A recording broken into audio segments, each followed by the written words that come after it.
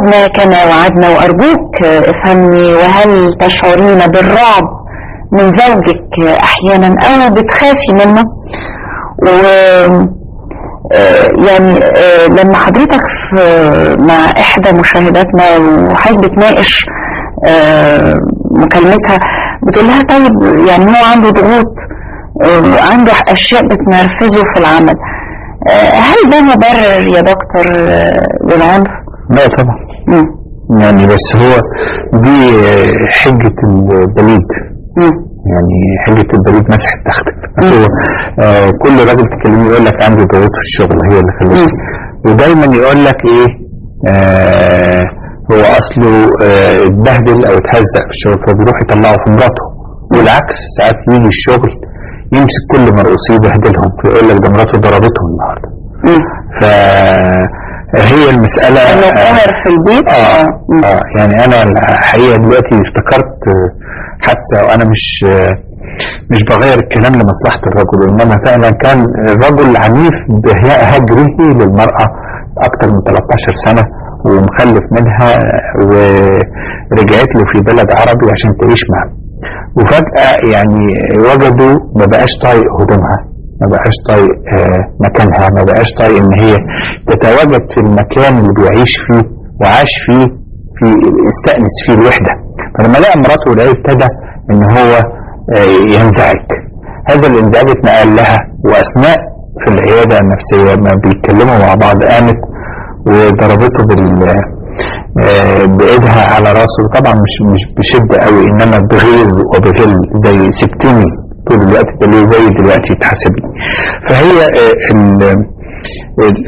الضغوط النفسية والحياتية والاجتماعية ليست مدعاة للعنف الجسدي ولكنها من اسبابه، وهي ما بتجيش لوحدها، هي لازم تتوحد مع شخصية عصبية مرتبكة قلقة وغير قادرة على التحمل. دكتور معانا اتصال هاتفي، معانا الاخ بندر. الو مساء الخير. مساء النور. ازي حضرتك؟ اول احيي البرنامج الشيق من المقدمين والمعدين والقائمين على هذا البرنامج. ده من ذوق حضرتك، شكرا استاذ بندر. ممكن الدكتور؟ اهلا بيك استاذ بندر. الله يسلمك يسعدك. انا عندي حقيقة مشكلة مختلفة شوي. انا ابلغ من العمر 29 سنة 29 وعندي 29 سنة وعندي تخوف شديد من قضية الزواج. ليه؟ حتى ان امي تقول لي انت رجل لماذا تخجل وتتهرب من هذا الموضوع وتحاول ان تغيره وتحوله الى موضوع اخر. طب انت وانا المفروض ان المرأة هي التي تخجل من هذا الموضوع، علما باني انا الولد الوحيد لوالدي، وانا والدي رجل اعمال ولدي شركات وهو مليونير وليس له ابن غيري، وهو منتظر مني كلمة اريد ان اتزوج ومنتظر من جمع. اتكلم شوية بس حملك علي انت، يمكن دي الاسباب انك انت وحداني وعندك كل حاجة، وانت مدلل شوية ولا كتير؟ يعني الحمد لله، يعني ما قد طلبت من الوالد شيء الا قد لبى لي الحمد لله، يعني ما قصر لي اي حاجة. طب انت خايف من ايه؟ خايف تتحمل المسؤولية؟ ايوه زي كذا، احس ان اكبر يعني المسؤولية هذه كبيرة علي جدا. يعني انت فكرت يعني ما قد تخيلت يوم اني حتزوج ولا اشوف مرة. احد الاشخاص جالي قال لي انا ما عنديش سيارة رغم ان انا املك اجيب 3 و4 وباخد الاتوبيس عشان مش عايز اتحمل مسؤولية قيادتها واحط فيها البنزين واصلحها وامشي في الطريق العام، مش عايز اتجوز عمره 44 سنة، مش عايز اخوفك اوعى توصل للسن ده، لاني هتحمل مسؤولية امرأة وغذائها واكلها ومسؤولية اللقاء الجنسي ومسؤولية ان انا اكون متواجد واوفر لها الحماية. فاي من تلك الاشياء مخوفك انك تكون في مكان لوحدك بعيد عن والديك، مخوفك انك تتحمل مسؤولية انسانة معاك جسديا ونفسيا.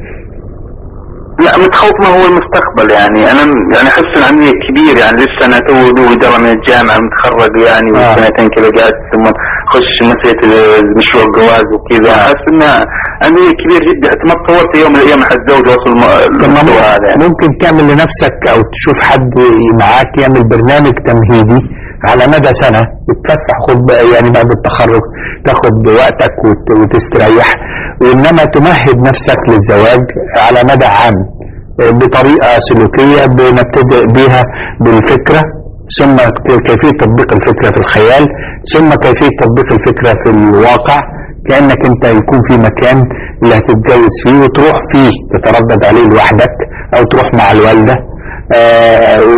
فبالطريقة دي ممكن تنزع الحساسية من موضوع الزواج. اوكي يا بندر. طيب شكرا لك. متفقين.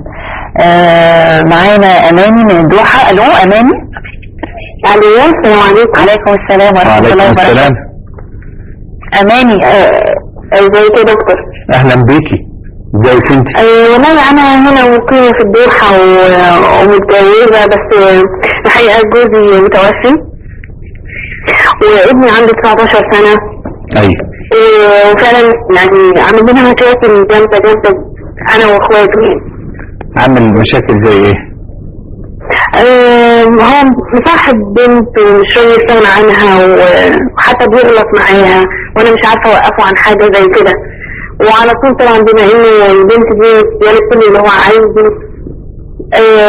بيجيبوا عليه، بيجيبوا على اخواته ويضربوا اخواته وبيضربها هي كمان. يعني هو عنيف من دلوقتي حتى قبل ما يتجوز يعني؟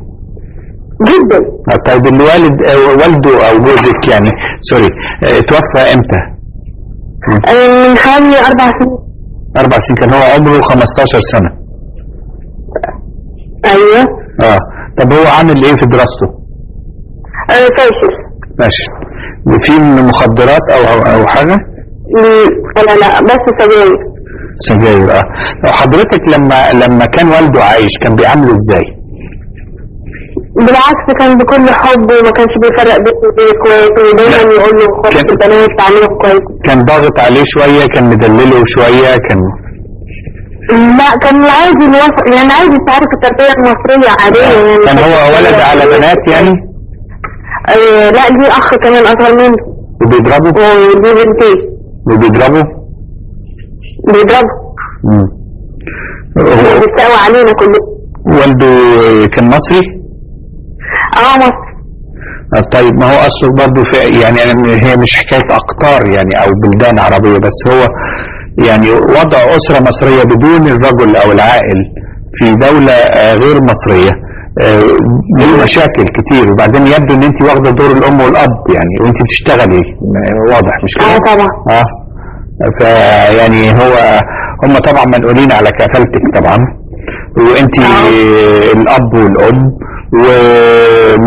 ومش في بلدكم بحيث ان يبقى في مثلا الاعمام والاخوال وناس. بالعكس ده هو هنا اهلنا كلهم يعني، احنا عنده عمامه هنا وعنده فلان وحتى عمه لما بيتسابق. طب عفوا في السؤال يعني مين اللي يقدر يشكمه؟ مين مثله الاعلى؟ مين اللي يقدر له كلمة عليه؟ هو بصراحة يعني عمه ليه كلمة عليه جامدة، بس كل ما اقول له مثلا او اشكي له ياخد الولد مثلا يقول لي انا هاخده عندي، وبعد كده يضربه ويهزقه. لا هو المسألة مش العنف يولد عنف اكتر. هو يجب فما بلاقيش حل. طيب اسمعيني بس، هو لا يجب اعادة تقييم الموضوع كاملا بشكل علاقة هذا الولد بنفسه اولا، اعتباره الذاتي، ثقته بنفسه، شجاعته، قدراته، التحصيل العلمي، علاقته بالبنت دي، نفسيته، علاقته بالعالم كله، وجوده في الدوحة، احساسه بالاشياء، علاقته بيك انت يعني علاقته بيكي ايه؟ لا علاقته بيا كويسة جدا، بس هو دايما يقول لي اخواتي انا بضربهم عشان اخاف عليهم. يعني هو اغتصب دور الاب بعد وفاته وعامل فتوة، ولازم ياخد فوق دماغه، بس مش بالشكل العنيف، مش نضربه قلمين، انما في حاجة اسمها المنع، يعني انه يعاقب بالمنع والاشياء. هو بيبقى عنده راجل يعني ده 19 سنة، فيجب ان يكون هناك نوع من الارشاد الاسري. بمعنى على فكرة برضه بالمناسبة والناس تقريبا دلوقتي حفظوها انه الطبيب النفسي الحديث او المعاصر ليس لعلاج الجنون والامراض العقلية فقط، ولكن ايضا هو لارشاد الاسرة من اجل صحة نفسية افضل. فبنعمل عمليه تقويم السلوك. وتقويم السلوك. بنجيب الولد نقعد معاه، ولازم الدكتور يبقى باله طويل جدا، يقعد معاه حوالي 45 دقيقه ساعه، وبعد كده بنجيب الام وبنشوفها، وبعد كده الاسره كلها الاولاد كلهم يقعدوا وحضرتك بتقعدي، وبنعمل نوع من الجلسه الجماعيه، وبندي لكل واحد دور وحقوق وواجبات، وبعدين بيبقى فيه مكافاه